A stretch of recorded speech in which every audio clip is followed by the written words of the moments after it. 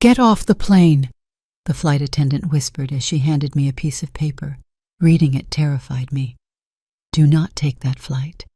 That was what I read, sitting in the airport waiting area while Victor was on the phone. The words were written in red ink on a napkin that an unfamiliar flight attendant had accidentally dropped onto my lap. My heart skipped a beat when our eyes met and she whispered, "Trust me. Do not take that flight. Do not go with him." 1 hour later, I would have to choose between believing a stranger or the man I swore to love until death do us part. But before continuing, make sure you are subscribed to the channel and write in the comments, where are you watching this video from? We love to know how far our stories are reaching. The Dallas-Fort Worth International Airport was packed that Friday morning. I waited patiently in the VIP lounge with my head resting on my Louis Vuitton bag, a gift from Robert on our last wedding anniversary, 5 years together, and according to him, this trip to Miami would be about reconnecting. What I did not expect was that someone would try to permanently disconnect me from this world. Robert approached with 2 coffees. His blue eyes, usually warm, seemed distant. In recent months, I had noticed subtle changes in his behavior. Calls answered in other rooms, messages quickly deleted when I approached, a different cologne that I occasionally smelled on his shirt. I attributed it all to stress. The merger of his company was consuming all of his time. "Everything all right, Allison?" he asked, extending the coffee. "You look pale." "Just a little tired," I replied, avoiding his gaze. The napkin burned in my pocket like a live coal. My fingers trembled slightly around the cup. I needed to go to the restroom to read that note. I needed a moment alone to understand what was happening. "I am going to the ladies' room real quick," I said, forcing a casual smile. Robert nodded distractedly, already absorbed in his cell phone. There it was again, that furtive glance, as if he was afraid I might see the screen. In the restroom, I locked myself in a stall. Breathing hard, I took the napkin out of my pocket. I opened it carefully. There was more information written inside. "Your name is on a $5 million insurance policy taken out 2 weeks ago. You are going to fall off the hotel balcony. He has a mistress. Meet me at the main coffee shop in 10 minutes. I have proof. My name is Jamie." My stomach churned. The nausea was instantaneous. It could not be true. Robert? Planning to kill me? I wanted to laugh at the absurdity of it all, but something inside me froze. The small changes, the secrets, the sudden trips. And why insist so much on this trip to Miami when I had suggested postponing it? I splashed water on my face, looking at my reflection in the mirror. Who was this woman with frightened eyes? I needed to pull myself together. It could be a bad joke, or someone trying to extort us. But what if it was not? I walked slowly out of the restroom, watching Robert in the distance. He was now talking on the phone in a low voice, his body turned away from people. His gestures were tense. Instead of returning to our seats, I headed to the coffee shop. My heart was pounding so hard I could hear its pulse in my ears. I looked around, searching for the flight attendant. There she was, at a table in the corner, not in the airline uniform, but I recognized her face. Our eyes met, and she nodded discreetly for me to approach. "Ms. Allison," she said when I sat down. "I am Jamie. She worked on the same flight your husband took to Denver." "How do you know my name? What is going on?" I whispered. She looked nervously around before opening a folder with documents. "Your husband and I had a relationship," she said, avoiding my gaze. "It lasted 6 months. It ended when he met Isabella, his new partner. The floor seemed to disappear beneath my feet. I felt dizzy, grabbing the edge of the table to steady myself. "I am not here to cause trouble in your marriage," Jamie continued. "I am here because I overheard things that left me terrified." She slid a sheet of paper across the table. "This is a copy of the insurance policy, $5 million, with him as the sole beneficiary, taken out 2 weeks ago." I looked at the document, recognizing Robert's signature. My throat tightened. "And this," she said, handing me her cell phone, "is a recording of a conversation I accidentally overheard between him and Isabella. I was in his apartment when they arrived. They did not see me." I pressed play with trembling fingers. Robert's voice filled my ears, talking about the perfect accident and how no one would suspect after so many happy social media posts. Isabella laughed, asking what they would do with the money afterwards. Robert mentioned a house in Los Angeles. Hot tears streamed down my face as the audio continued. It really was his voice.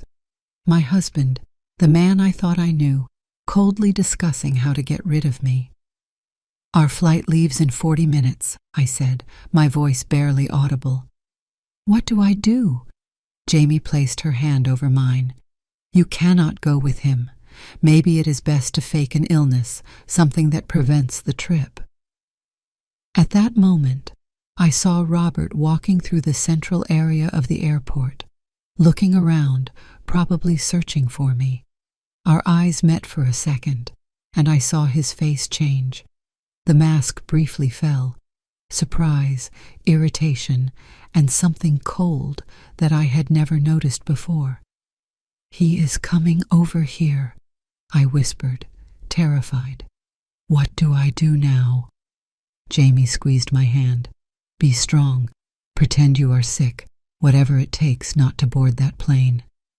Robert approached quickly, his face now composed in an expression of concern that seemed so genuine that, for a moment, I doubted everything I had just discovered. "Allison, I have been looking for you. We are almost late," he said, looking curiously at Jamie. "Who is your friend?" I took a deep breath. The next few minutes would define whether I would remain alive. The human mind is surprising in moments of crisis. While Robert waited for my answer, an icy calm took over me, a clarity I had never experienced before. "Robert, this is Jamie.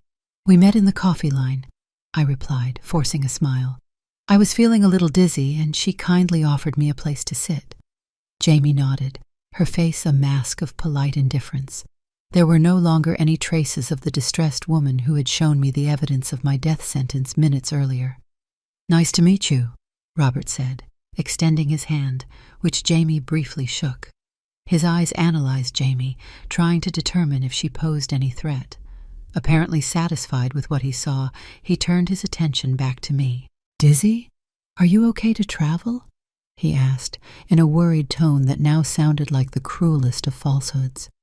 I placed my hand on my stomach, feigning discomfort. "I actually feel worse. I think it was something I ate for breakfast." "Sweetheart, I am sure it will pass," Robert insisted, placing his hand on my back. His touch, once comforting, now sent shivers down my spine. "Maybe it is just flight anxiety.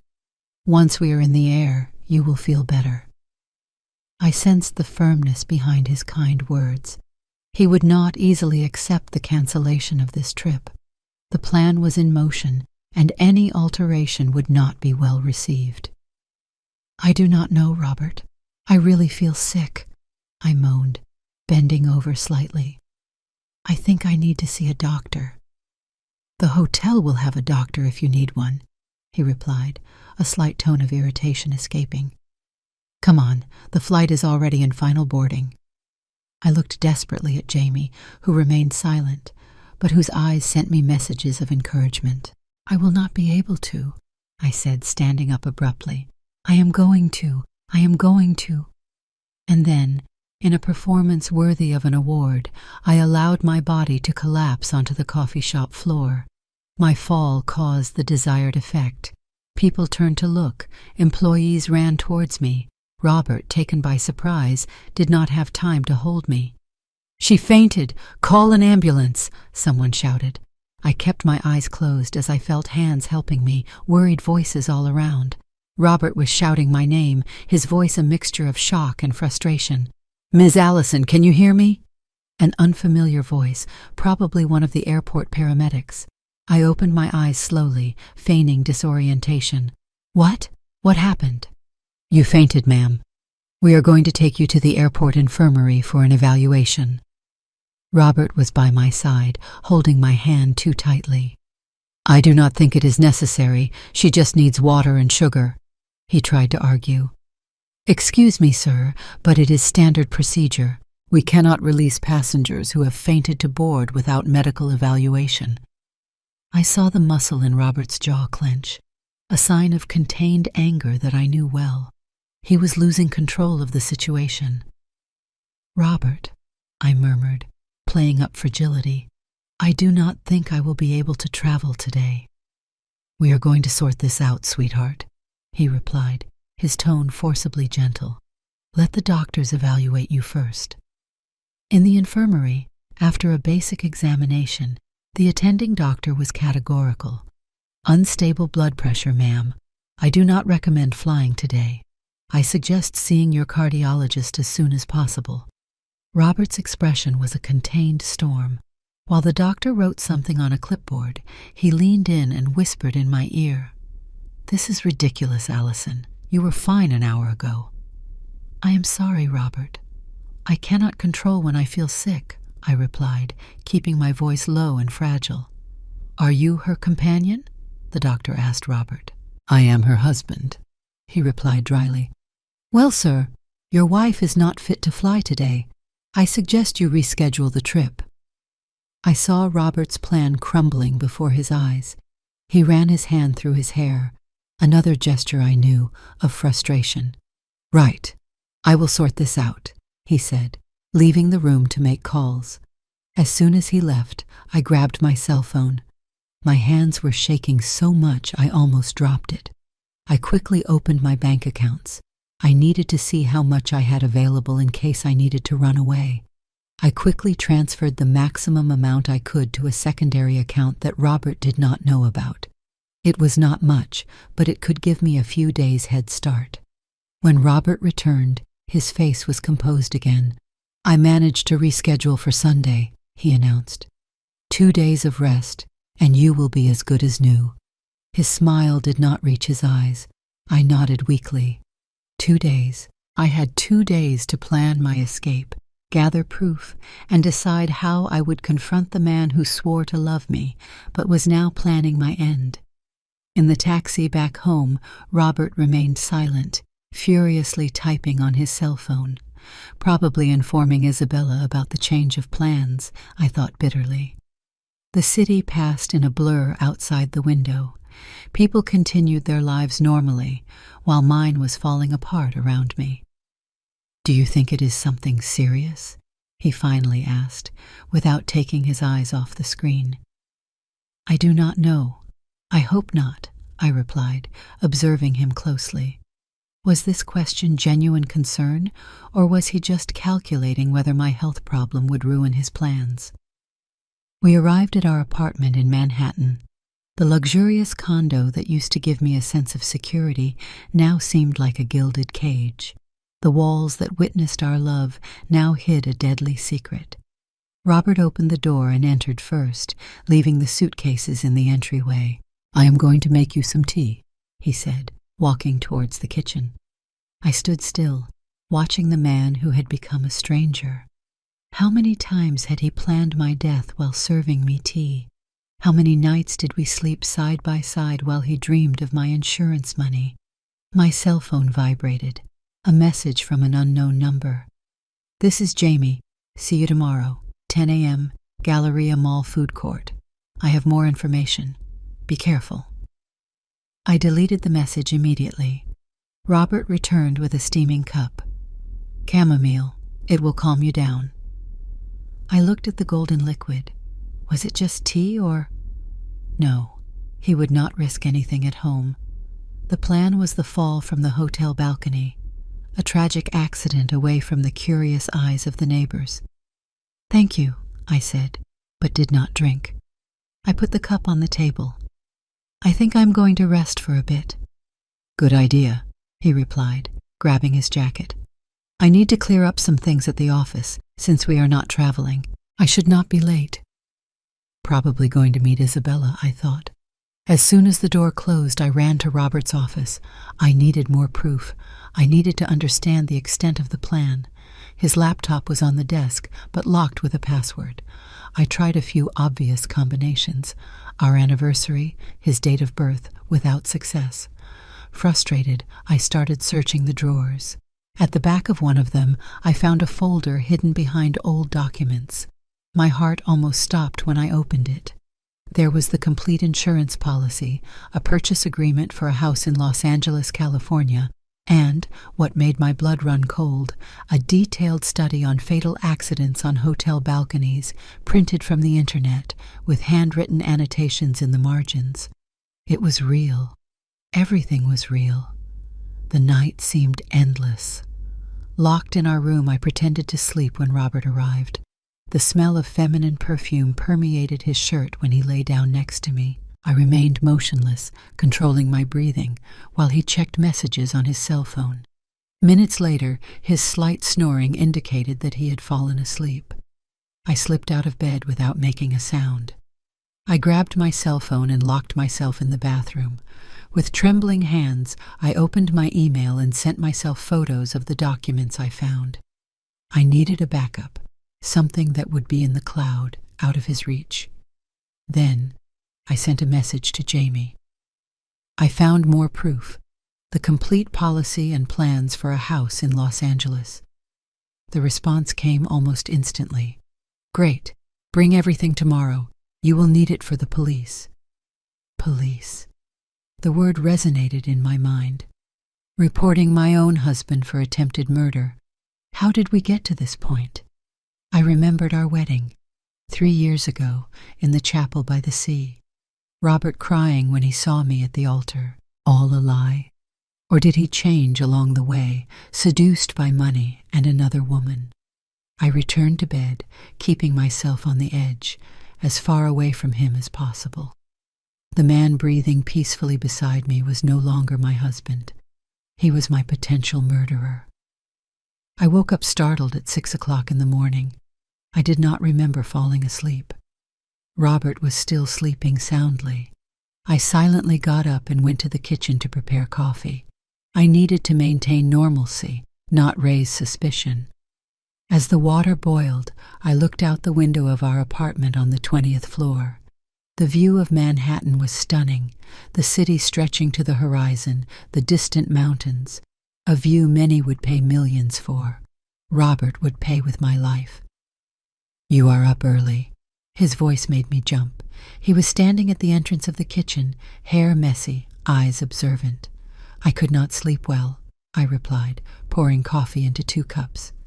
"How are you feeling today?" he asked, accepting the cup I offered him. "Better," I lied. "I think it was just tiredness." "That is good. I will reschedule our flight for tomorrow then." "No!" I exclaimed too loudly. He raised an eyebrow, surprised. "I mean," I continued more calmly, "let us wait until Monday. I want to see my doctor first, just to be sure." Robert studied me for a moment, as if trying to decipher if I was hiding something. "Whatever you want," he finally replied. "But we cannot postpone much. The hotel does not refund, and we have already paid for 2 expensive days." "I understand," I said, taking a sip of coffee to hide my nervousness. "I promise to decide by tomorrow." He nodded, apparently satisfied. "I have a 9 a.m. meeting today due to the cancelled trip. Unexpected." Perfect. This would give me time to meet Jamie without having to invent excuses. Robert left at 8:30 a.m., after a quick kiss on my forehead, a kiss that once meant affection and now caused me repulsion. As soon as I heard the door close, I rushed to shower and get dressed. I chose discreet clothes, jeans, a black shirt, and a baseball cap to partially hide my face. I put the folder with the documents in my bag and hurried out. In the elevator, I ran into our neighbor, Ms. Lopez. "Allison, I thought you and Robert had traveled." "I had a health issue come up," I quickly explained. "What a shame," she commented. "Robert seemed so excited about that trip. He talked about it in the elevator yesterday. He said it would be unforgettable." Unforgettable. A shiver ran down my spine. I arrived at the Galleria Mall 20 minutes before the agreed time. I chose a table in the food court with a view of all the entrances, where I could observe if Robert or anyone suspicious appeared. Jamie arrived promptly at 10 a.m., wearing jeans and a simple blouse, with her hair tied back in a ponytail. She looked like an ordinary person, not someone involved in a murder plot. "You came?" she said, sitting across from me. "Did you bring the documents?" I slid the folder across the table.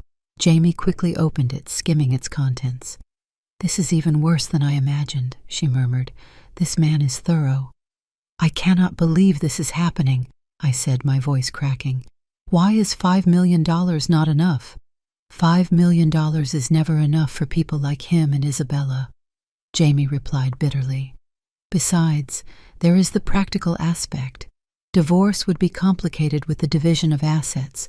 Your death solved everything at once." I swallowed hard, feeling nauseous. "What do I do now? Do I go to the police?" Jamie bit her lip thoughtfully. "Technically, he has not attempted anything yet.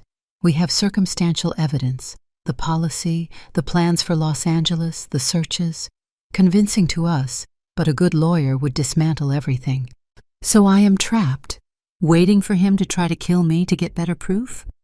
"Not necessarily," Jamie hesitated. "I have a friend, Mike, a former police officer, now a private investigator. He can help us build a stronger case." "How?" "We can record Robert, get him to talk about the plan somehow." The idea of confronting Robert terrified me, but what alternative did I have? "Can I trust you, Jamie?" I suddenly asked. "How do I know you are not manipulating me for some reason I do not know?" Her eyes met mine, firm and direct. "Because I have been in your shoes, Allison. Not with Robert, but with another man. No one believed me until it was too late. I do not want the same thing to happen to you." Something in the intensity of her gaze convinced me. "When can I meet this Mike?" "This afternoon, 3 p.m., my apartment." She wrote the address on a piece of paper. "Come alone and make sure you are not followed." At that moment, my cell phone vibrated. A message from Robert. "Meeting ended early. I am heading home. We need to talk." My blood ran cold. He is coming home now. "Go," Jamie said urgently. "Act normal. See you at 3 p.m. I ran out of the mall, almost tripping on the escalator. I got a taxi immediately and asked the driver to hurry. Throughout the journey, my mind was racing with possibilities. What if Robert had discovered my suspicions? What if someone saw us at the mall? What if... The taxi dropped me off at the condo entrance 5 minutes before Robert arrived. I ran to the elevator, my legs shaking. When I entered the apartment, I ran to the bathroom and washed my face, trying to calm my breathing. I heard the key in the door when I was in the kitchen, making some random juice to cover my tracks. Robert came in, smiling, a smile that did not reach his eyes. "Hello, honey. Did you miss me?" That smile. There was something different about it. Something calculated that I did not perceive in 5 years of living together, but that now stood out like a beacon in the dark night. How could I have been so blind? "Of course," I replied, forcing a smile back as I offered him the glass of juice. "Was the meeting productive?" Robert threw his briefcase on the sofa and loosened his tie. "More or less. Isabella thinks we should postpone the merger, but I do not agree." Isabella. Hearing him pronounce that name so casually made me nauseous. The woman with whom he planned to spend my insurance money after I accidentally fell from a balcony. "You seem tense, Allison," Robert commented, approaching. His fingers touched my face in a caress that once gave me comfort and now sent shivers down my spine. "Are you still not feeling well?" "I am worried about these ailments," I lied. "I scheduled an appointment with Dr. Johnson for Monday." "Monday?" He frowned. "I thought we were going to reschedule the trip for Sunday." "I think it is better to wait for the result of the consultation," I insisted, subtly moving away. "I do not want to feel sick again during the trip." I saw the frustration cross his face. quickly replaced by a sympathetic expression. Robert was always good at hiding his emotions. How many lies had he told me with that same sincere face? Of course, your health comes first, he agreed, grabbing his cell phone. I am going to call the hotel and check if we can reschedule for next week. While he was on the phone, I turned to the sink, pretending to wash dishes. My mind was working 1,000,000 miles an hour. I needed to get out of there, go meet Jamie and Mike. I needed a plan. Rescheduled for next Friday, Robert announced, ending the call. Perfect for after your consultation. 7 more days. 7 days to gather enough evidence or find a permanent way out of this situation. Thank you for understanding, I said, trying to sound natural. I am going to rest for a bit. I still feel weak. Go. I have some emails to answer. I walked to the room and closed the door, lying down on the bed. The clock showed 12:30 p.m. I still had 2.5 hours until the meeting with Jamie and Mike. How would I leave without raising suspicion? My cell phone vibrated with a message from my friend Felicia. Hey, are you feeling better? I heard you felt sick at the airport. Want company? Felicia, my salvation. I quickly replied. Much better, thank you. I would love to grab a coffee with you today. Can it be at 2:30 p.m.? The answer came in seconds. Sure? Your apartment? No. Let us meet at the coffee shop in the New York Public Library. I need to buy a book too. Perfect.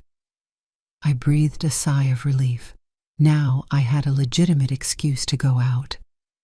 I rested for about an hour, pretending to sleep when Robert opened the door to check on me. Then I got up and took a long shower. I chose casual clothes, jeans, t-shirt, sneakers. Nothing that indicated a secret meeting with my husband's ex-mistress and a private investigator. At 2:15 p.m., I left the room. Robert was in the office with the door ajar. I knocked lightly. Robert, I am going to meet Felicia for coffee. She heard I felt sick and is worried. He looked up from the computer screen, evaluating me. Are you sure you are up for going out? I thought you were resting. I am better now, and Felicia always cheers me up. He nodded slowly. All right. Do not be late. I was thinking of ordering that deep dish pizza you like for dinner. Perfect. I smiled, ignoring the pang of pain at the thought that this might be our last normal dinner. I will be back before 6 p.m. I left quickly, before he could ask more questions. In the elevator, I sent a message to Felicia confirming our meeting, and then to Jamie. On my way. I took a taxi and asked the driver to drop me off 2 blocks before Jamie's address. I walked the rest of the way, constantly looking over my shoulder, paranoid about the idea of being followed. The apartment was in a discreet building in the Greenwich Village neighborhood. I rang the doorbell, my heart pounding. Jamie opened the door. Behind her, a middle-aged man, gray hair, and a posture that betrayed military training, watched me closely. Get in quick, Jamie said, checking the empty hallway before closing the door. Allison, this is Mike. Mike extended his hand. His handshake was firm, confident. Ms. Allison, Jamie explained your situation. I am very sorry you are going through this. Thank you for helping me, I replied, still unsure about trusting complete strangers. What can we do? Please, sit down. Mike pointed to the sofa. I analyzed the documents Jamie showed me. The situation is serious, but we need to be strategic. I sat down, my hands trembling slightly. What do you suggest? Mike opened a laptop. First, we document everything we have. The insurance policy, the documents for the house in Los Angeles, the searches about balcony accidents. They are strong circumstantial evidence, but not conclusive. He looked directly at me. We need a confession. How could we get that? I asked, recording a conversation where he reveals his intentions. Mike showed a small device the size of a button. This is a high-sensitivity microphone. We can hide it in your clothing. I swallowed. You want me to confront Robert? To accuse him? Not directly, Jamie intervened. That would be too dangerous. We need to be more subtle. Mike nodded. Exactly. I suggest an indirect approach. The rescheduling of the trip for next week is perfect. You can mention that you spoke with the insurance agent about some details of the policy. Say that you commented on how unusual it is to increase the value so much in such a short time. We will observe how he reacts, Mike continued. If he gets defensive or tries to explain, keep bringing up the topic. Ask about plans for after the trip. Mention Los Angeles casually as a destination you might visit one day. The idea of risking myself that way terrified me, but I understood the logic. What if he just denies everything? Denial is also a revealing reaction, Mike explained, especially if he gets nervous or irritated. The tone of voice, the body language, all of that counts. Jamie sat next to me. Allison, we know it is scary, but it is safer to obtain proof while he still thinks you suspect nothing. And what about Isabella? I asked. She is also involved. One thing at a time, Mike replied. Once we have proof against Robert, we can focus on her. She will probably try to save her own skin and incriminate Robert even more. I remained silent for a moment, considering the options. I thought about the man I loved for 5 years, the promises we made, the memories we built. How did we get to this point? Is there another option? I finally asked. Can you report him now? Mike said honestly. But with the current evidence, the police are likely only to ask initial questions. He will deny everything, hire a good lawyer, and the investigation can drag on. Meanwhile, he will know you found out and he might... He stopped, not wanting to complete the obvious thought. He might try something more direct, I completed, feeling a chill. Mike nodded gravely. Unfortunately, yes. Jamie squeezed my hand. We are here to help, Allison. You are not alone. I took a deep breath. All right, let us do it. But how do I guarantee my safety while we try to gather more proof? I have to go back home, sleep next to him. That is crucial, Mike agreed. From now on, some basic rules. Do not eat or drink anything he offers you directly. Keep your cell phone with you at all times. Avoid situations where you are alone in dangerous places, such as balconies or stairs. He picked up another device.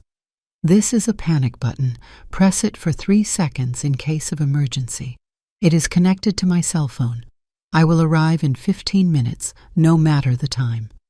I accepted the small device, a mixture of gratitude and fear taking over me. And there is one more thing, Mike said, hesitating briefly. We need to consider the worst-case scenario. If Robert suspects you know, he might try to move up the plan. What do you mean? We need to have an escape plan ready. A place you can stay that he does not know about. Enough money for a few weeks. Essential documents. The reality of my situation hit me like a weight. I might have to leave my home, my life, everything I knew, just to survive. I will take care of that today, I replied firmly. Jamie opened a drawer and took out a small box. Here is the microphone. Put it in a piece of clothing you will wear tonight, under the collar of a blouse, for example. The battery lasts 72 hours. And what about the files I took from the office? He might notice they are missing. You photographed everything, right? Mike asked. Then we can put them back. It is better if he does not realize you found them. I looked at the clock. 4:30 p.m. I needed to return soon. When do we meet again? Tomorrow, same time, Jamie replied. We will bring the equipment to record the main conversation about the trip. Before leaving, Mike gave me one more piece of advice. Allison, the most important thing now is to act naturally. Any drastic change in your behavior can alert him. Try to maintain the routine, however difficult it may be. I nodded, knowing it would be the most difficult role of my life.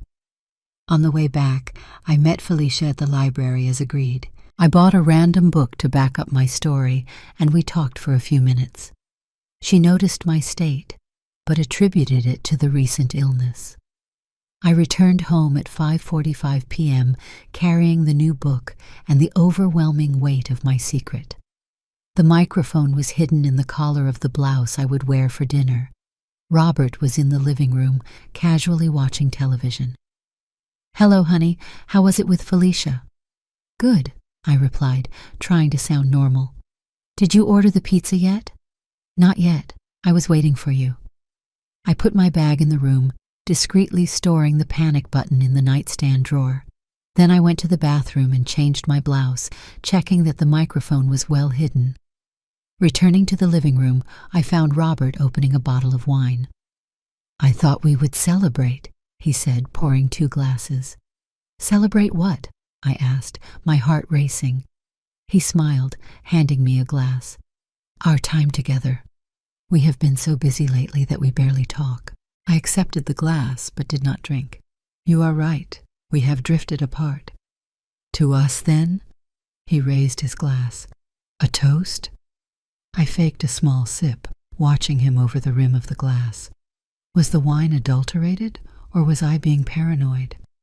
"I am going to order the pizza," he said, grabbing his cell phone. I took the opportunity to discreetly pour part of the wine into the plant next to the sofa. During dinner, I tried to act normally. We talked about trivial matters, the new book I bought, a movie we wanted to watch, plans for the weekend. "You seem distant," Robert commented suddenly. "Are you sure you are all right?" "Just tired," I replied, "and worried about this sudden illness." Robert studied me for a moment. "You know, I have been thinking, what if it is not just stress?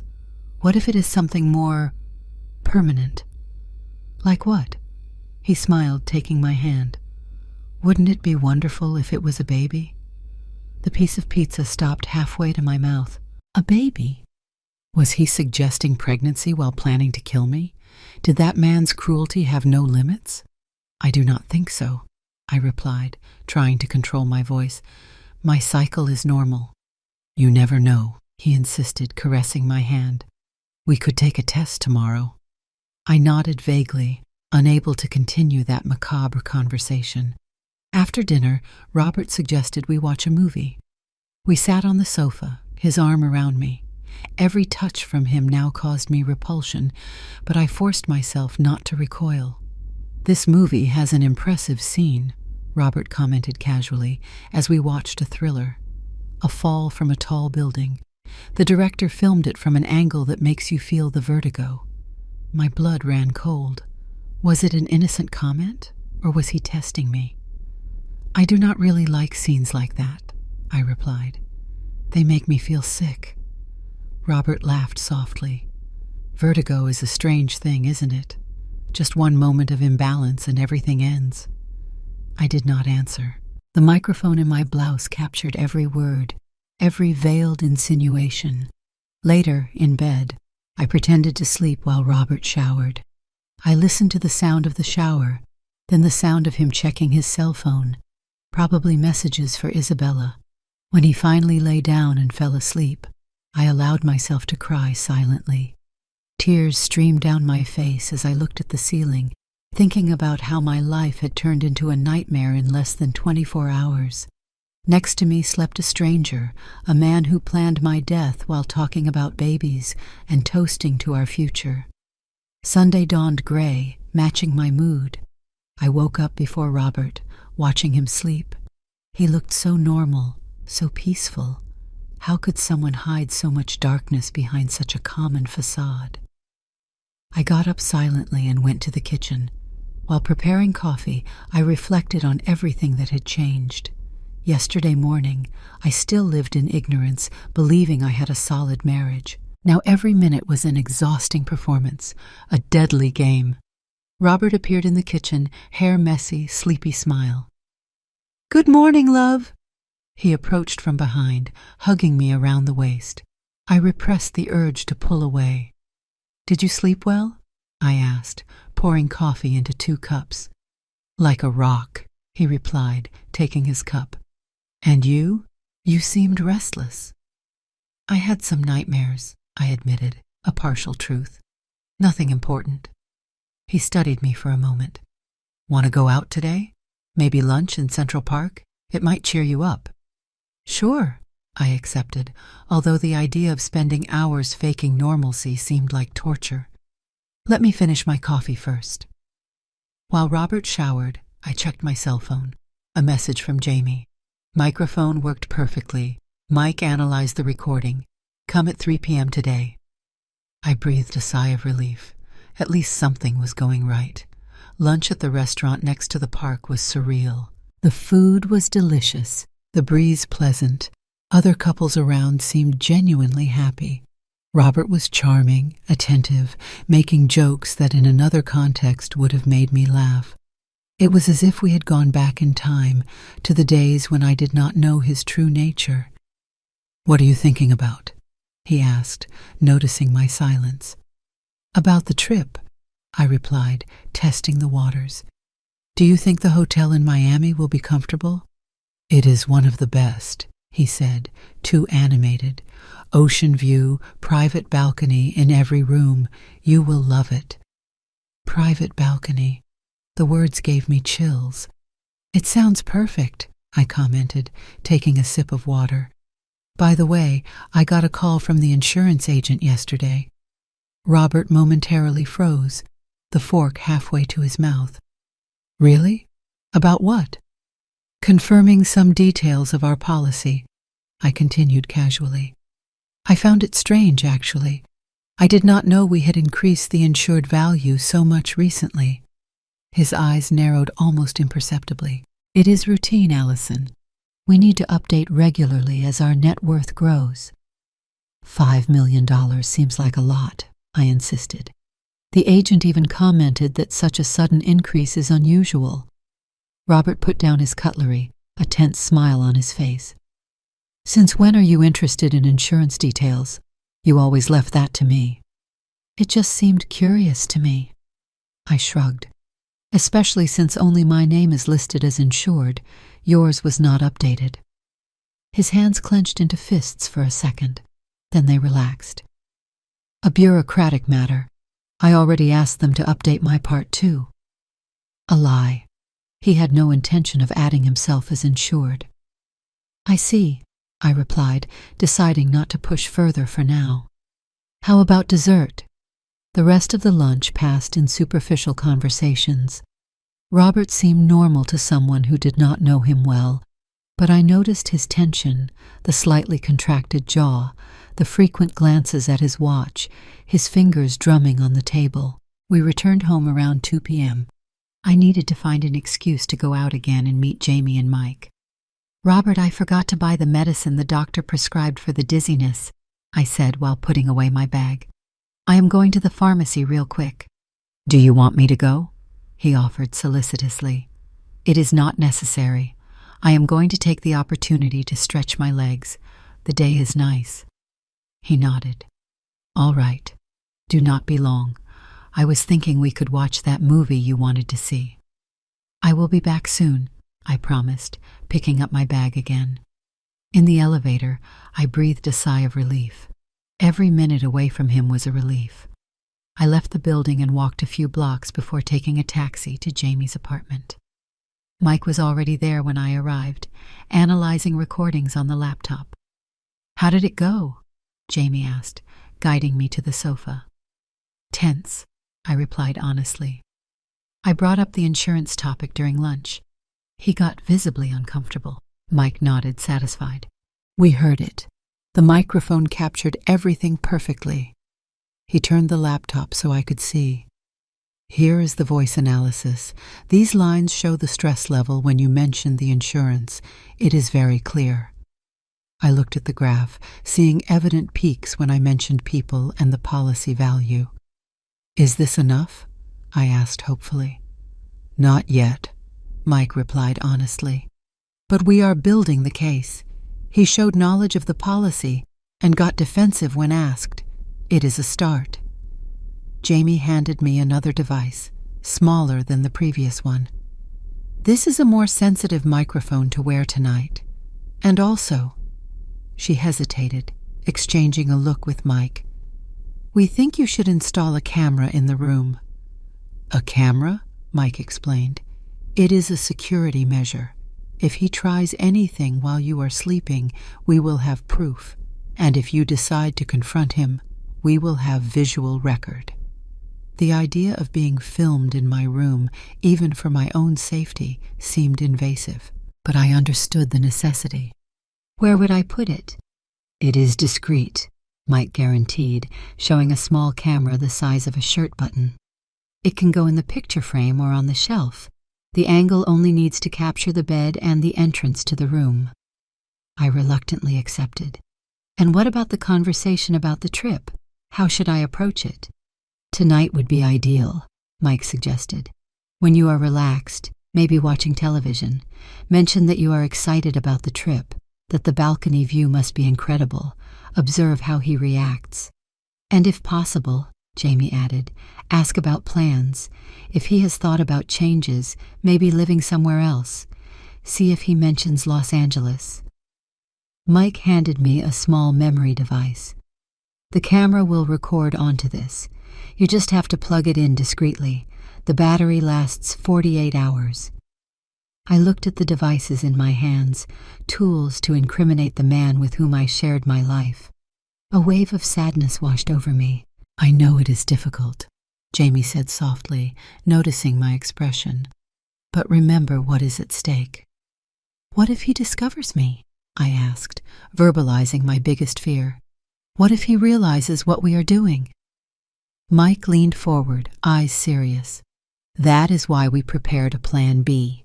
If at any moment you feel threatened, use the panic button and have a bag ready with the essentials. Documents, money, some clothes, hidden where he cannot see it.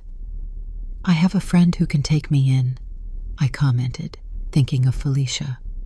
She did not know anything yet, but she would trust me if I asked for help. Perfect.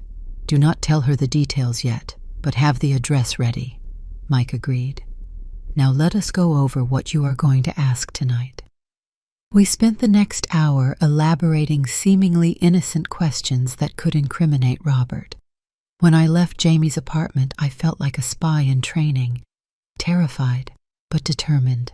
On the way back, I stopped at the pharmacy to back up my story and bought some random medicine for dizziness. I also stopped by a department store and bought a small suitcase, not for Miami, but for my possible escape. When I arrived home, Robert was on the sofa watching a football game. He seemed perfectly normal, unconcerned. Had I imagined everything? Was it possible that Jamie was manipulating me for some dark reason? No. The proof was real. The documents, the recordings, everything confirmed my suspicions. You took a while, he commented, without taking his eyes off the television. Did you find the medicine? Yes. I showed him the pharmacy bag. And I took the opportunity to buy a new suitcase for the trip. My old one was worn out. This caught his attention.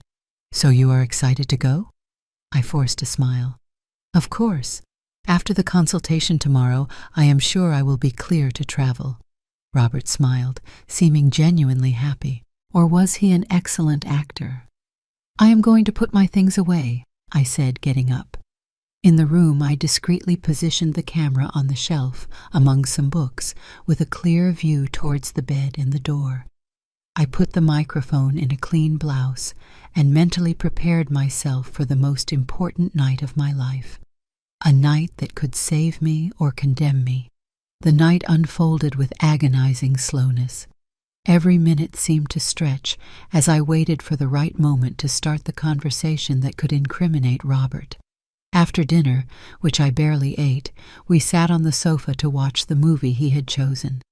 Ironically, it was a thriller about betrayal. Robert seemed relaxed, his arm casually over my shoulder. His thumb stroked my arm in small circles, a gesture that used to comfort me and now gave me the creeps. The microphone hidden in the collar of my blouse recorded every sound, every breath. This movie makes me think about our trip, I commented, when a scene showed a couple in a luxurious hotel. Robert smiled, eyes still on the television. Why? The hotel looks like the one we booked, that ocean view.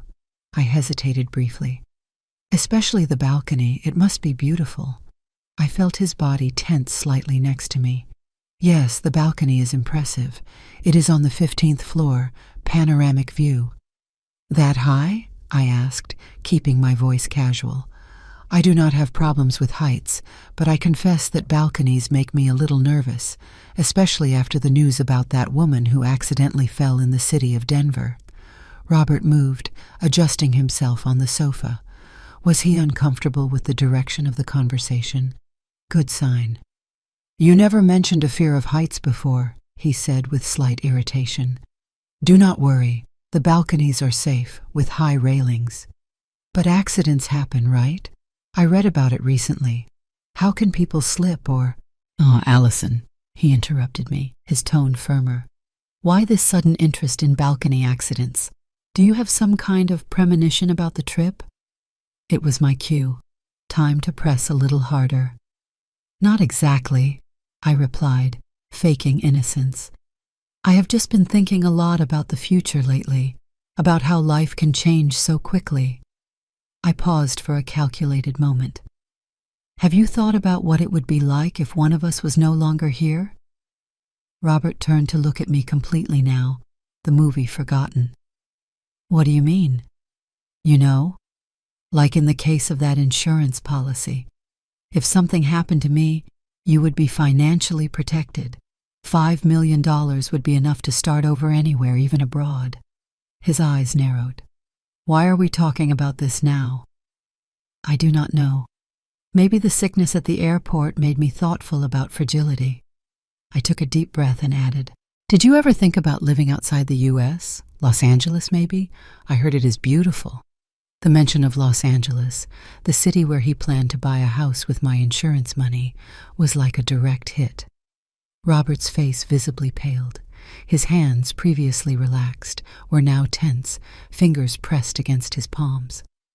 Los Angeles. Why Los Angeles specifically? His voice sounded controlled, but I detected the underlying tremor. I do not know. It seems like a good place to start over. I kept my eyes on his. To leave the past behind. A tense silence settled between us. Robert studied me as if trying to read my thoughts. Finally, he forced a smile.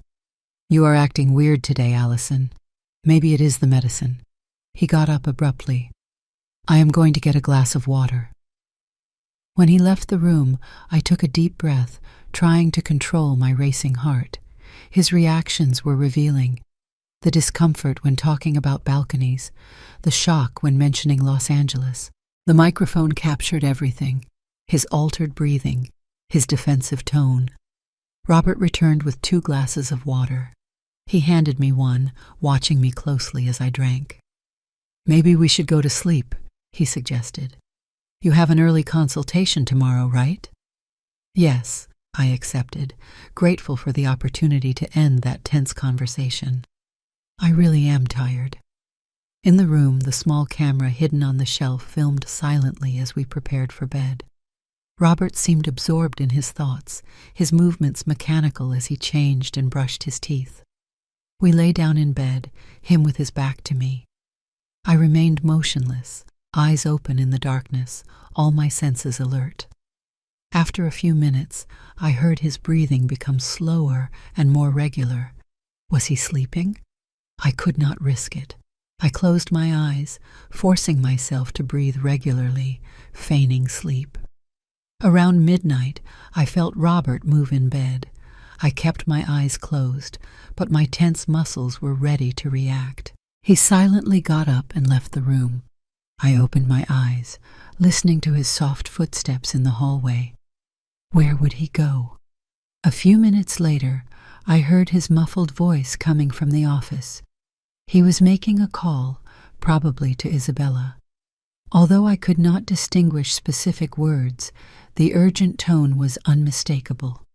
He returned about 20 minutes later, carefully sliding under the covers. I continued to pretend to sleep, my heart beating so hard that I feared he could hear it.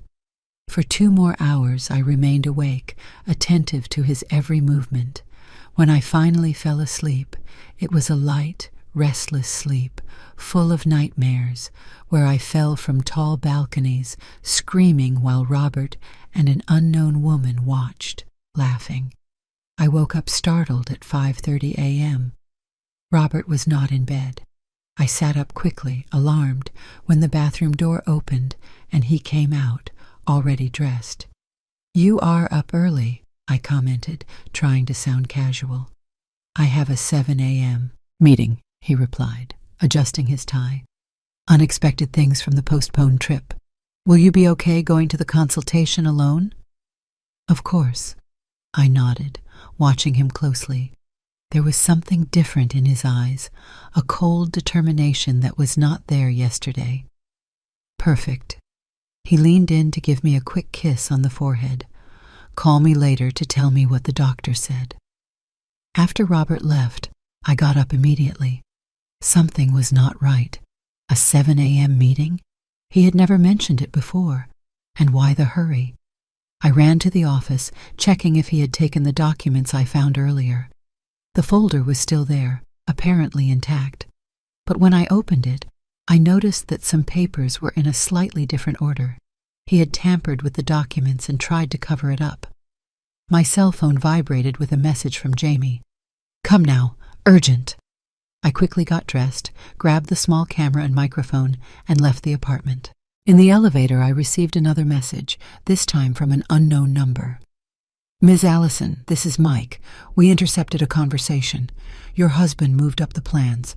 Do not go back home." My blood ran cold. Had he discovered me? Was he planning something for today?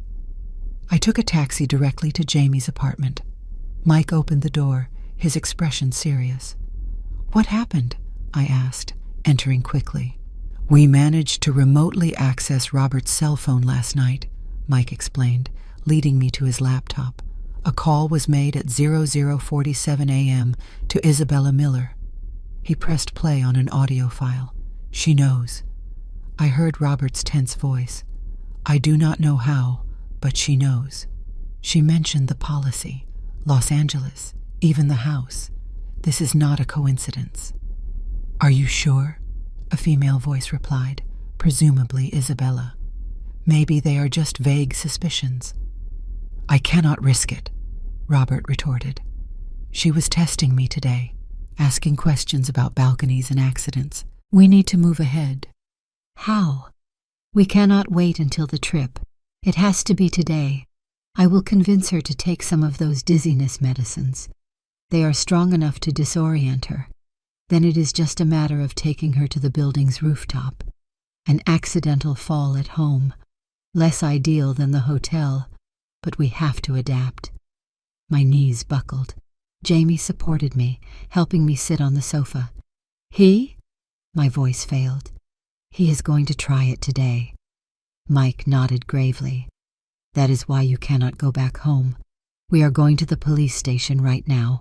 We have enough proof." "What if they do not believe us?" I asked, terrified at the possibility of not having enough proof. "What if it is his word against mine?" "We have concrete evidence," Mike affirmed, showing an organized folder. The recording of this phone conversation, the policy documents, the records of the searches on his computer about fatal accidents, the contract for the purchase of the house in Los Angeles, the recordings of your conversations where he reacts nervously to your questions. It is much more than words. Jamie held my hand. "Allison, we need to leave now. Robert realized you found out. He is desperate, which makes him extremely dangerous." I was still processing the horror of the situation when my cell phone rang. Robert. I showed the screen to Mike, who nodded, signaling me to answer and put it on speaker. "Hello?" I replied, trying to sound normal. "Allison, where are you?" Robert's voice sounded falsely worried. "I went to Dr. Johnson's office and he told me you did not have a scheduled appointment." My heart raced. He was tracking me. "Ah, that was a mistake," I quickly improvised. "The consultation is at the hospital, not at the private office. I'm in the waiting room now." "Which hospital?" he insisted. "I am coming to meet you there." Mike was shaking his head vigorously, signaling me to refuse. "It is not necessary," I replied. "I am already being seen. I should be done soon." "Allison," his voice hardened. "Where are you really?" A tense silence settled. The mask had fallen. "I am with friends, Robert," I replied finally, abandoning the charade. "I know everything about the policy, about Los Angeles, about you and Isabella planning to throw me off the balcony. It is over." Another silence, then a cold laugh I had never heard before. "Do you really think you have proof?" he asked, his voice loaded with contempt. "All you have are paranoid suspicions. No one is going to believe you." "I have more than you imagine," I retorted, courage growing within me, "including your conversation with Isabella last night about drugging me and taking me to the rooftop today." That took him by surprise. The silence that followed confirmed everything. "You do not know who you are dealing with," he threatened finally. "Come home now and we will talk. We can still sort this out." Mike signaled me to end the call. "I am going to the police, Robert," I said, my voice firm. "It is over." I hung up the phone, my hands trembling violently. "Let us go," Mike said, already grabbing the keys. "He will try to find you. It is not safe for us to stay here." We left hurriedly, Mike constantly checking that we were not being followed. Jamie drove to the nearest police precinct while I hid in the back seat. At the precinct, we were met by a commander named Sophia, who listened to my story with professional seriousness. Mike presented all the proof we had gathered. "This is extremely serious, Ms. Allison," Commander Sophia said, after analyzing the documents and listening to the recordings. "I am immediately going to issue a restraining order against your husband and open an investigation for attempted homicide." "Is he really going to be arrested?" I asked in disbelief. "With this evidence, yes," she confirmed. "I am going to dispatch a team to locate him and Ms. Isabella Miller right now." While a police team left to arrest Robert, the commander advised me on the next steps. I would need a safe place to stay, as my apartment was no longer an option. "I have a friend who can take me in," I said, thinking of Felicia. "Perfect," the commander replied. "I will assign an officer to accompany you there as a precaution." I called Felicia, briefly explaining the situation. She was in shock, but did not hesitate to offer me refuge. "Come immediately," she insisted. "I will be waiting." While waiting for the officer who would escort me, I received another call. Unknown number. I showed it to the commander, who nodded, suggesting I answer on speakerphone. "Hello? Ms. Allison? This is the doorman of your building. Sorry to bother you, but something strange happened. Your husband arrived very agitated, went up, and then came down with several suitcases. He seemed to be fleeing. I thought I should let you know." I exchanged alarmed glances with the commander, who immediately took the phone. "Sir, this is Commander Sophia. Do you know where Mr. Robert went?" "He urgently requested a taxi. I heard him tell the driver to go to Dulles International Airport." The commander thanked him and hung up, activating her team by radio. "We will intercept him at the airport. He will not get far." The next 3 hours were a whirlwind of emotions and adrenaline. The commander received confirmation that Robert had been detained at the airport, attempting to board a flight to London with a fake passport. Isabella was arrested at home while packing her own suitcases. When I finally arrived at Felicia's apartment, escorted by an officer, I burst into tears, not of fear or sadness, but of relief. The nightmare was over. The man who swore to love me but planned my death would face justice. That night, lying in Felicia's guest bed, I reflected on how a single message on a napkin had changed my destiny. If it were not for Jamie, for her courage to warn me, I would probably be dead in a few days. Life is made up of decisive moments, of choices that seem small but determine everything. That morning at the airport, when I chose to trust the warning of a stranger instead of the false concern of my husband, I chose to live. 2 days later, I visited Jamie at her apartment. Mike was also there. "I came to thank you," I said, hugging her tightly. "You risked everything to save me." Jamie smiled, emotional. "When I discovered what Robert and Isabella were planning, I could not stand by. I have seen stories like this end in tragedy." "How did you find out?" I finally asked, the question that had been intriguing me. Jamie and Mike exchanged glances. "It was him who answered. Jamie is my sister," Mike revealed. After she broke up with Robert, she continued to suspect that something was wrong. The pattern was familiar to us. "Familiar?" I repeated, confused. Jamie took a deep breath. "Our mother died in a home accident when we were teenagers. Years later, we discovered that our father had planned everything to keep the insurance money. He is in prison to this day." The revelation hit me like a punch. "So, when you realized what Robert was planning, I could not allow it to happen again," she completed, "especially because I felt partially responsible. If I had not gotten involved with a married man, maybe I would never have discovered his plan."